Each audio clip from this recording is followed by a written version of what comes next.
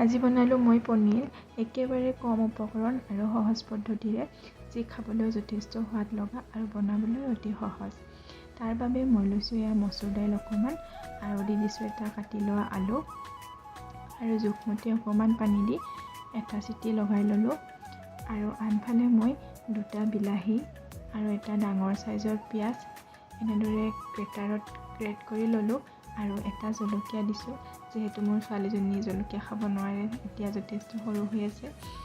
আৰু এনেদৰে গ্ৰেটাৰত গ্ৰেট কৰি লোৱাৰ পিছতে আপোনালোকক বেকগ্ৰাউণ্ডত এটা বস্তু দেখাইছোঁ। মোৰ ছোৱালীজনীয়ে মই ৰান্ধি থকা সময়ত কেনেদৰে মোক আমনি কৰি থাকে। এইজনী মই ৰান্ধি থকা সময়ত পাকঘৰত এনেকৈ হাই মাম্মা আকৌ হাই।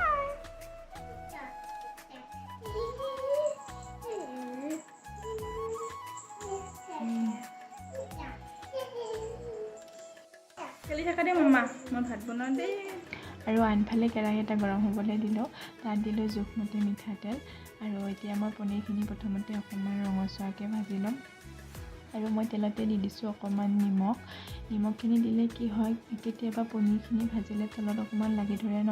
এতিয়া যদি আমি নিমখখিনি তেলত যদি নিমখ দি তেলখিনি ভালদৰে গৰম হ'বলৈ দিওঁ তেনেহ'লে লাগি নধৰে। আৰু মই কেৰাহীখন বহুত দিন ধৰি ব্যৱহাৰ কৰা নাছিলোঁ, লাগি ধৰিব পাৰে বুলি ময়ো অকণমান নিমখ দি ল'লোঁ।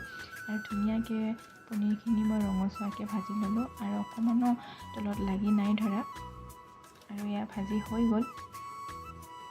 আৰু এতিয়া সেই একেখিনি তেলতে মই দিছোঁ এতিয়া অকণমান পাঁচফোৰণ, এখিলা তেজপাত আৰু দিছোঁ মিহিকৈ কাটি লোৱা পিঁয়াজখিনি অকণমান ৰঙচুৱাকৈ ভাজি এতিয়া মই ইয়াত দি দিছোঁ এচামুচ আদা নহৰু বটা।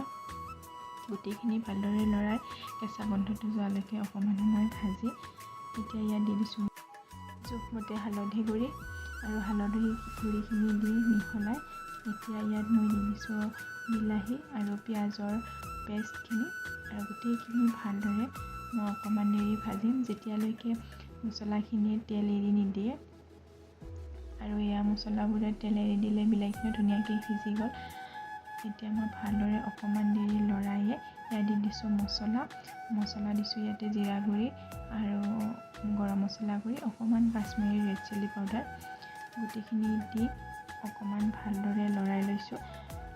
এতিয়া মই ইয়াত দি দিছোঁ বইল কৰি লোৱা দালি আৰু আলুখিনি গোটেইখিনি ভালদৰে লৰাই দিছোঁ এবাৰ আৰু ধুনীয়াকৈ উতলিব দিলোঁ।